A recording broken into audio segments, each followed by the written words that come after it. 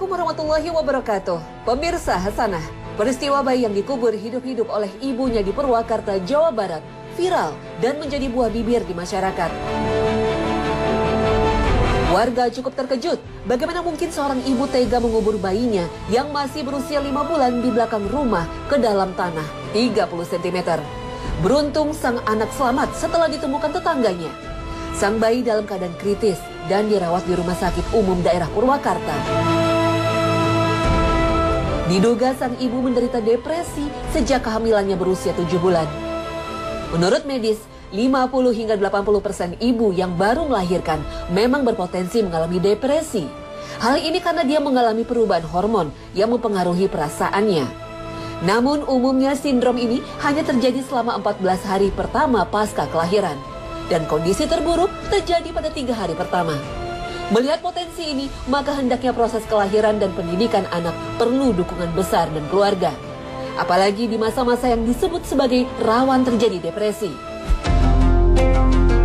Setiap anak memiliki hak-hak yang wajib dipenuhi, dan yang paling utama adalah dia berhak untuk hidup.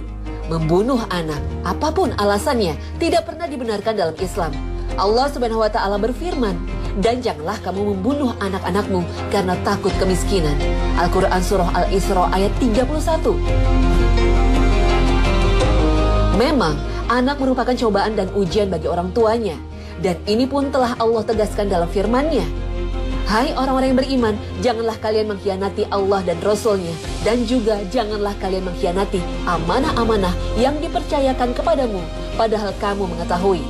Dan ketahuilah bahwa hartamu dan anak-anakmu itu hanyalah sebagai cobaan, dan sesungguhnya di sisi Allah lah pahala yang besar. Al-Quran Surah Al-Anfal ayat 27 dan 28. Dalam tafsirnya As-Sa'di rahimahullah menuturkan, Allah Ta'ala memerintahkan para hambanya yang beriman agar menunaikan amanah yang diembankan kepada mereka, baik berupa perintah-perintahnya maupun larangan-larangannya. Maka barang siapa yang menunaikan amanah tersebut, dia berhak meraih pahala dari Allah.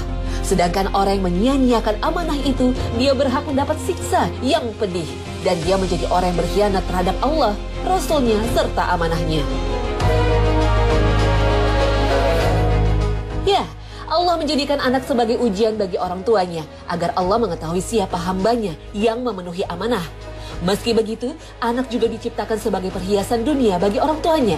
Allah berfirman, dijadikan indah pada pandangan manusia, kecintaan kepada apa-apa yang diingini, yaitu wanita-wanita, anak-anak, harta yang banyak dari jenis emas, perak, kuda pilihan, binatang-binatang ternak dan sawah ladang. Itulah kesenangan hidup di dunia, dan di sisi Allah lah tempat kembali yang baik, surga. Al-Quran Surah Ali Imran ayat 14. Anak merupakan karunia dari Allah yang diciptakan sebagai penyejuk mata dan kebanggaan orang tua. Itu sebabnya Rasul menganjurkan agar memperbanyak anak, bukan justru membunuhnya. Nabi SAW bersabda, "Nikahilah wanita yang banyak anak, subur, dan penuh kasih sayang, karena aku bangga dengan jumlah kalian yang banyak pada hari kiamat." Hadis riwayat Nasa'i. Orang tua yang bijak jika sudah mengetahui bahwa anak merupakan perhiasan, tentunya ia akan menjaga perhiasan tersebut sebaik-baiknya, yakni dengan membekali mereka dengan pendidikan yang baik, hingga mereka betul-betul menjadi penyejuk pandangan mata, memiliki keluhuran budi pekerti dan akhlak mulia. Karena anak merupakan aset dan investasi orang tua yang dapat mengalirkan pahala untuk mereka, bahkan hingga mereka telah meninggal. Nabi SAW bersabda, "Jika manusia meninggal, maka terputuslah amalannya, kecuali 3 perkara. Sedekah jariyah, ilmu yang bermanfaat, dan anak soleh yang mendoakannya." Hadis riwayat Bukhari. Wallahu a'lam bishawab.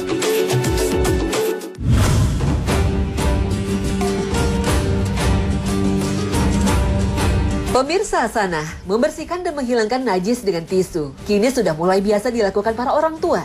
Sekalipun tidak semua kita terbiasa dengan cara ini di saat tidak tersedia air.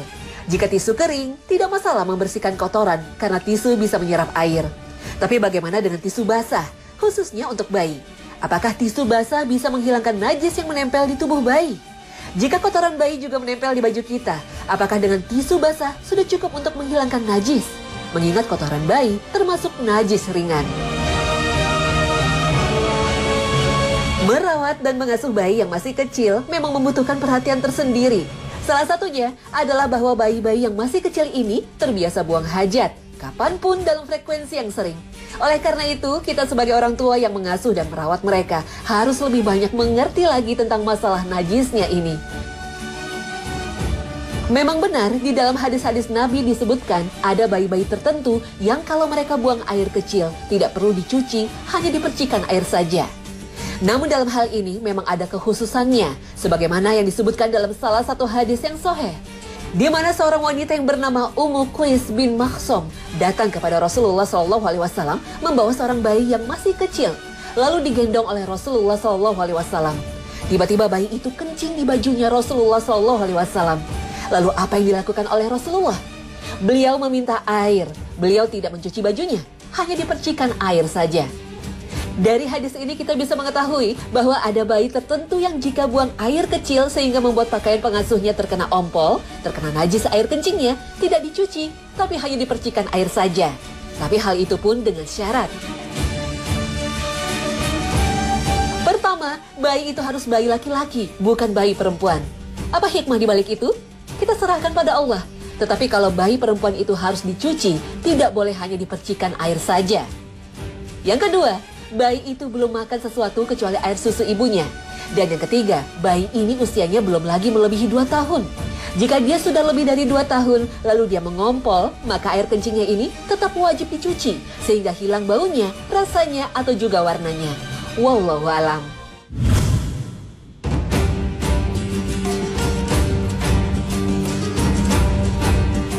Pemirsa Hasanah, tentu banyak orang tua yang berharap anaknya tumbuh menjadi anak yang soleh, rajin ibadah, berbakti kepada kedua orang tua. Betapa senangnya hati jika anak sang buah hati tumbuh menjadi anak yang soleh dan membanggakan orang tua. Maka lantunan doa dalam surah Al-Furqan ayat 74 selalu menjadi favorit para orang tua. Ya Rob kami, anugerahkanlah kepada kami, istri-istri kami, dan keturunan kami sebagai penyenang hati kami. Dan jadikanlah kami imam bagi orang-orang yang bertakwa. Al-Quran Surah Al-Furqan ayat 74. Namun banyak orang lupa bahwa faktor penting dalam pembentukan kesolehan anak adalah kesolehan orang tua itu sendiri. Selain berguna sebagai bekal mendidik anak sendiri, kesolehan orang tua juga akan menjadi penjaga bagi anak-anak, termasuk jika orang tua telah meninggal dunia. Pelajaran ini bisa kita dapatkan dalam surah Al-Kahfi ayat 82 dalam kisah Nabi Musa dan Nabi Khidir. Adapun dinding rumah itu adalah kepunyaan 2 orang anak yatim di kota itu, dan di bawahnya ada harta benda simpanan bagi mereka berdua. Sedang ayahnya adalah seorang yang soleh. Al-Quran Surah Al-Kahfi ayat 82. Orang tua yang soleh, anak yang soleh, maka akan Allah kumpulkan kelak di surga. Bahkan jika amalan anak-anak mereka di bawah orang tuanya, dan begitulah Allah naikkan derajat mereka karena kesolehan orang tuanya. Begitulah keterangan dari sahabat Nabi Ibnu Abbas ketika menjelaskan firman Allah Subhanahu wa Ta'ala. Dan orang-orang yang beriman dan anak cucu mereka yang mengikuti mereka dalam keimanan, kami hubungkan anak cucu mereka dengan mereka, dan kami tiada mengurangi sedikit pun dari pahala amal mereka. Tiap-tiap manusia terikat dengan apa yang dikerjakannya. Al-Quran Surah At-Tur ayat 21. Para ulama dan pendidik juga telah memberi contoh yang baik. Inilah Sa'id bin Musayyib, seorang ulama dari generasi setelah sahabat Rasul, yang mengaku seringkali ketika sholat sunnah, ia ingat anak-anaknya, kemudian menambah rakaatnya dengan harapan Allah akan menjaga mereka. Pendidikan anak bukanlah barang atau jasa yang bisa dengan mudah kita beli. Berhentilah berharap banyak kepada sekolah, pesantren, madrasah. Jika kita tak peduli dengan kesolehan kita sendiri, jika kita tak peduli dengan pendidikan anak di rumah kita sendiri. Wallahu a'lam.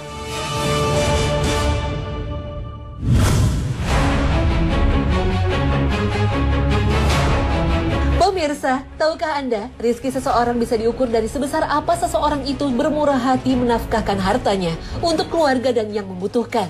Benarkah demikian? Jangan kemana-mana, sesaat lagi Hasanah segera kembali.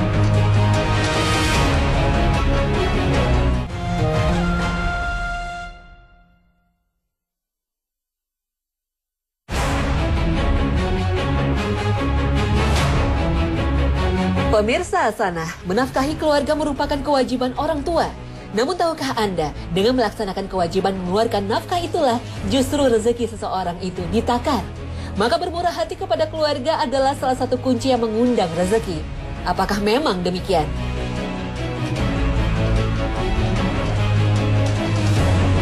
Rasulullah SAW bersabda, kunci-kunci rezeki berada di samping arsy. Allah akan menurunkan rezeki para hamba sesuai dengan nafkah yang mereka keluarkan. Barang siapa bermurah hati kepada orang-orang sekelilingnya, Allah akan bermurah hati kepadanya. Barang siapa menanggung hidup saudari-saudarinya yang miskin, Allah akan bermurah hati kepadanya. Barang siapa bermurah hati kepada para tetangganya, Allah akan bermurah hati kepadanya. Orang yang menanggung kehidupan kaum fakir miskin, Allah akan bermurah hati kepadanya. Seberapa banyak kamu memberikan nafkah atau berinfak, maka sebanyak itu pula rezekimu akan datang kepadamu. Jika kita menyempitkan pintu nafkah, maka akan disempitkan juga pintu rezeki kita. Sebaliknya, jika kita membuka lebar-lebar pintu infak, maka akan dilebarkan pula pintu rezeki kita.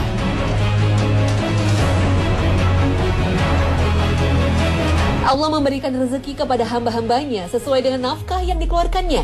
Allah Subhanahu wa Ta'ala menurunkan rezeki hamba-hambanya sesuai dengan nafkah yang mereka keluarkan. Jika banyak, maka rezekinya akan banyak, dan jika sedikit, maka rezekinya juga akan sedikit. Rasulullah SAW bersabda, Allah Subhanahu wa Ta'ala berfirman, berilah nafkah, aku akan menafkahimu. Kemudian sabda beliau, tangan Allah penuh, tidak akan terkurangi oleh nafkah yang diberikan terus-menerus sepanjang siang dan malam. Hadis riwayat Bukhari dan Muslim.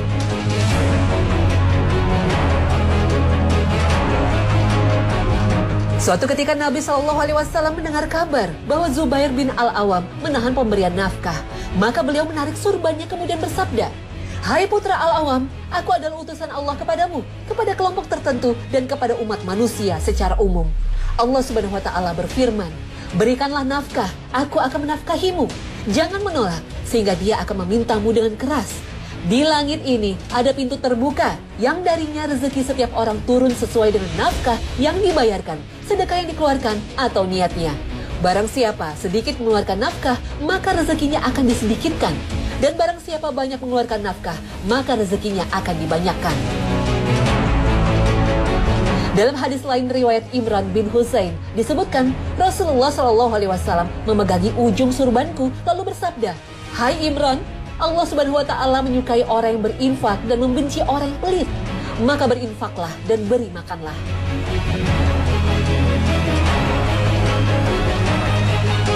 Kedermawanan adalah pohon di surga, dahan-dahannya menjulang ke dunia. Barang siapa mengambil salah satu dahannya, akan dituntun oleh dahan itu menuju surga.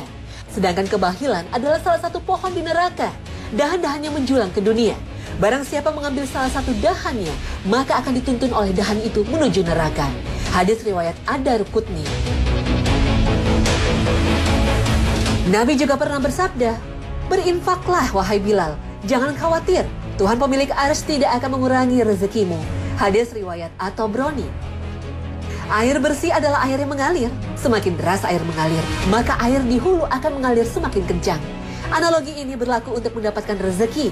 Semakin sering kita berbagi rezeki, tentunya rezeki pun akan semakin banyak mendatangi kita. Tak pernah terdengar kabar bahwa orang menjadi miskin karena rajin memberi. Tak pernah terpikirkan bahwa kekayaannya berkurang karena gemarnya memberi. Wallahu a'lam.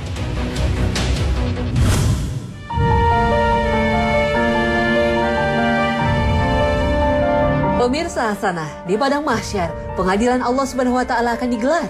Pengadilan yang paling adil, tidak ada rekayasa, tidak ada lobi, tidak ada pengaruh mempengaruhi. Benar-benar semua orang akan mendapatkan haknya dalam pengadilan ini.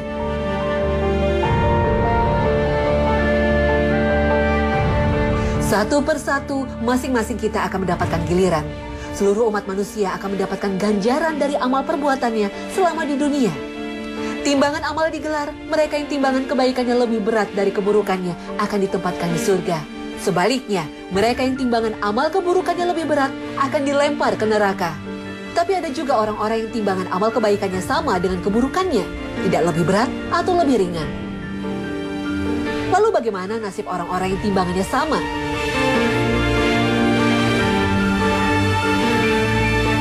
Orang yang timbangan amal kebaikannya tidak lebih berat dari keburukannya, dan keburukannya juga tidak lebih berat dari kebaikannya, maka orang ini tidak bisa masuk surga dan tidak pula masuk neraka. Lalu bagaimana nasibnya? Di mana tempatnya? Orang-orang seperti ini akan diletakkan di tembok tinggi yang letaknya di antara surga dan neraka. Dari atas tembok, mereka bisa melihat keadaan di surga dan neraka dengan jelas. Saat melihat ke arah neraka, mereka merasa cemas dan takut kalau sampai dijebloskan ke dalam neraka itu. Mereka pun berdoa agar tidak dimasukkan ke dalam neraka yang panas bergejolak itu. Ketika mereka melihat ke arah surga, mereka sangat berharap agar bisa masuk ke dalam surga dengan secepatnya. Dan mereka berdoa pada Allah agar dimasukkan ke dalam surga itu. Tembok tempat mereka berada inilah yang disebut dengan Al-Araf. Allah Subhanahu wa Ta'ala bahkan mengabadikan nama ini sebagai nama surah dalam Al-Quran, yaitu surah Al-Araf. Artinya, tembok tertinggi antara surga dan neraka. Tembok ini membatasi taman-taman surga dan neraka. Dari ketinggian tembok Al-Araf, keindahan surga dan aktivitas para penghuninya terlihat jelas. Demikian pula aktivitas para penghuni neraka. Sementara orang nasibnya berada di atas tembok Al-Araf ini disebut dengan Ashabul Araf atau para penghuni tembok Al-Araf. Setiap hari mereka disuguhi pemandangan yang kontras. Mereka hanya bisa melihat orang yang sedang bergembira ria di dalam taman surga, menikmati berbagai macam kesenangan dan kegembiraan, tapi tidak bisa ikut menikmati kegembiraan itu.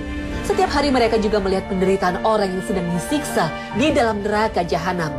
Mereka mendengar teriakan pilu dan lolongan panjang dari mereka yang sedang disiksa di dalam api neraka. Mereka memandangi semua itu dengan penuh kengerian. Mereka terkatung-katung di antara surga dan neraka dalam waktu yang hanya Allah Subhanahu wa Ta'ala yang tahu. Agar bisa masuk ke dalam surga, mereka memerlukan tambahan amal kebajikan yang dapat mendorong mereka masuk ke dalam surga. Walaupun amal itu hanya seberat telur kutu saja. Oleh karena itu, banyak orang yang bertebaran ke sana kemari mencari tambahan amal untuk menambah timbangan amal kebajikannya. Karena itu, agar kita kelak di akhirat tidak terkatung-katung di antara surga dan neraka, hendaknya memperbanyak amal kebaikan selama masih hidup di dunia, sehingga timbangan kebaikan lebih berat dari keburukan. Lalu amal apa saja yang bisa memberatkan timbangan amal kebaikan?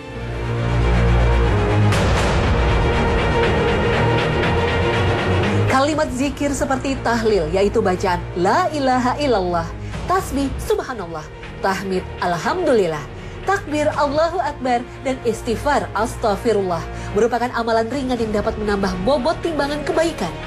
Rasulullah SAW bersabda, bersuci itu adalah separuh keimanan. Bacaan alhamdulillah itu adalah memenuhi beratnya timbangan di akhirat. Sedangkan subhanallah dan alhamdulillah itu memenuhi apa yang ada di antara langit dan bumi. Hadis riwayat Muslim. Dalam riwayat lain, Rasulullah SAW bersabda, dua kalimat yang ringan untuk diucapkan, tetapi berat dalam timbangan dan disukai oleh Allah yang Maha Pengasih, yaitu Subhanallah wa bihamdi, Subhanallahil azim. Maha suci Allah dengan segala pujiannya, dan Maha suci Allah Tuhan yang Maha Agung. Hadis riwayat Muslim. Berbagai amal sunnah yang berupa kalimat zikir dan tasbih itu amat membantu bagi seseorang di hari penimbangan amal. Ketika timbangan amal buruk seseorang ternyata lebih berat dari amal baiknya, maka kalimat zikir dan tasbih ini akan menambah timbangan kebaikan, sehingga amal baiknya lebih berat dari amal buruknya. Demikian pula jika terjadi amal baik dan buruknya seimbang, maka kalimat zikir dan tasbih yang diucapkannya itu akan memenuhi timbangan kebaikannya, sehingga ia terdorong masuk surga. Kisah tentang Ashabul Araf atau orang-orang yang menghuni tembok pembatas antara surga dan neraka ini dikabarkan Al-Quran Al-Karim. Dan di antara keduanya penghuni surga dan neraka ada batas. Dan di atas Araf itu ada orang-orang yang mengenal masing-masing dari dua golongan itu dengan tanda-tanda mereka. Dan mereka menyeru penduduk surga, Salamun alaikum. Mereka belum lagi memasukinya, sedang mereka ingin segera memasukinya. Dan apabila pandangan mereka dialihkan ke arah penghuni neraka, mereka berkata, Ya Tuhan kami, janganlah Engkau tempatkan kami bersama-sama orang-orang yang zalim itu. Al-Quran Surah Al-Araf ayat 46 dan 47. Wallahu a'lam.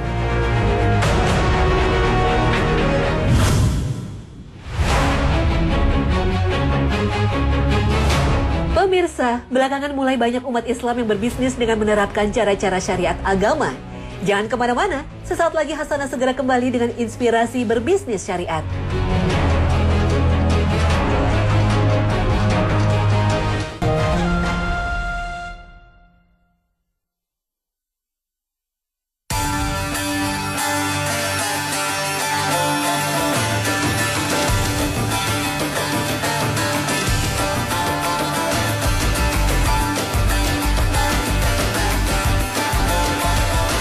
Pemirsa Sana, restoran ini cukup unik. Anda ingin menjajal kuliner ala Jepang, jangan khawatir dengan menunya. Dijamin halal 100%. Jaminan halal ini bahkan sudah diterapkan dalam transaksinya. Di tempat ini, Anda hanya bisa bayar cash atau debit. Tidak ada transaksi kartu kredit. Mengusung konsep syariah sejak Maret 2018, restoran Jepang berkonsep all you can eat ini mencoba mengedukasi pengunjung untuk tidak lagi menggunakan kartu kredit. Yang paling membedakan lagi untuk masalah pembayaran, kita tidak menggunakan kartu kredit. Di zaman era modern ini, banyak orang unsur kartu kredit itu sendiri, kita tahu, kita pahami bahwa itu riba. Yang akhirnya segmentasi pasar kita menuju ke arah konsumen yang lebih islami lagi. Meski tentunya mengurangi kesempatan mendapatkan promo dan diskon-diskon yang banyak ditawarkan oleh kartu kredit, ternyata kebijakan yang dijalankan restoran ini disambut baik oleh pengunjung. Jadi sebetulnya istri saya ini senangnya hunting makanan-makanan di kota Bandung. Salah satunya kenapa memilih ke sini sebetulnya karena dia menyajikan makanan yang all you can eat pertama, terus kemudian loh kok ini sistemnya agak lain ya. Katanya dia tidak memakai kartu kredit, berarti ini sudah nuansa islami banget ya. Menghilangkan proses riba dalam berbagai transaksi menjadi langkah untuk menghilangkan unsur haram. Karena setiap produk atau jasa haram yang kita konsumsi pasti akan merusak, baik langsung atau tidak langsung, jasmani ataupun rohani kita, entah kita sadari atau tidak. Orang yang terbiasa mengkonsumsi yang haram, mencari harta dengan jalan yang tidak diridhoi Allah, maka doanya terancam tidak diterima Allah Subhanahu wa Ta'ala. Alangkah malangnya kita, setiap habis sholat berdoa, setiap bangun tidur berdoa, setiap mau tidur, setiap pindah dari satu aktivitas ke yang lainnya berdoa, tapi kita tidak pernah peduli dengan kehalalan yang kita konsumsi atau pekerjaan yang kita jalani. Dan Allah pun tak kunjung mendengar doa dan permintaan kita. Rasulullah SAW bersabda, seorang lelaki melakukan perjalanan jauh, rambutnya kusut, mukanya berdebu, menengadahkan kedua tangannya ke langit dan berdoa, wahai Tuhanku, padahal makanannya haram dan mulutnya disuapkan dengan yang haram. Maka bagaimanakah akan diterima doa itu? Hadis riwayat Muslim. Lihatlah kondisi orang yang digambarkan Rasulullah dalam hadis ini. Rambut kusut, muka berdebu, lusuh, kondisi yang sangat layak dikasihani sebetulnya. Tapi makanan haram menjadi penghalang antara doanya dan Allah Subhanahu wa Ta'ala.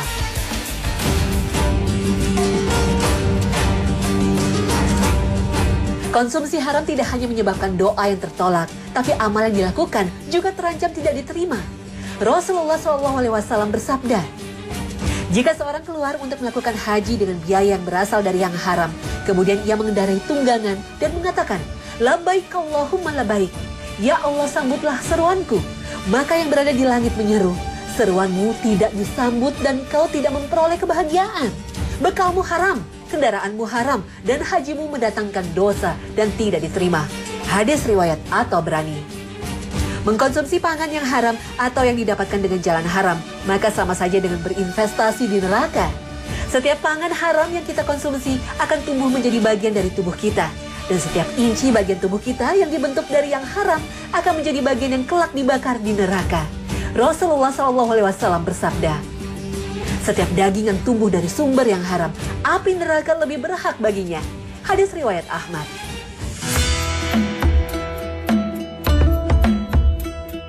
Dilengkapi dengan sabu dan barbecue, bumbu-bumbu khas Jepang seperti sake yang mengandung alkohol juga dihilangkan dan diganti dengan bumbu racik yang sudah tersertifikasi halal tanpa mengurangi rasa dan aroma negeri Sakura. Selain pengunjung menikmati santapannya, restoran yang berkonsep all you can eat ini memiliki musola yang nyaman agar pengunjung bisa beribadah dengan tenang. Tak seperti musola di tempat umum kebanyakan. Di resto ini, musola terpisah antara laki-laki dan perempuan, sehingga muslimah tak perlu khawatir dan terjaga auratnya. Tak hanya itu, restoran yang mampu menampung 500-an pengunjung ini juga mewajibkan semua karyawati untuk berhijab. Banyak perusahaan melarang karyawatinya untuk tidak menggunakan hijab, walaupun pada dasarnya mereka menggunakan hijab sebelumnya. Jadi di sini kita tepis itu semua.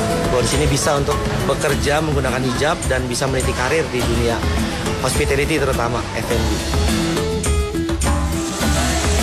Di restoran ini, lantunan musik yang biasa terdengar layaknya di rumah makan lainnya digantikan dengan gemericik suara air di tengah-tengah ruangan outdoornya. Dan di setiap waktu sholat, suara azan terdengar dari speaker yang terpasang di sudut-sudut ruangan pengunjung. Allahu Akbar, Allah.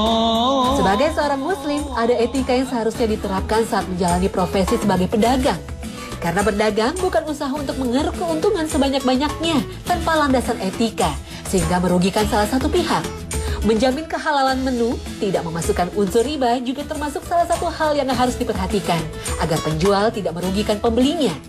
Hal yang dilakukan ini patut dijadikan inspirasi untuk berdagang ala Islami. Rasulullah SAW pernah bersabda, "Wahai para pedagang sekalian, sesungguhnya setan dan dosa hadir dalam perdagangan kalian.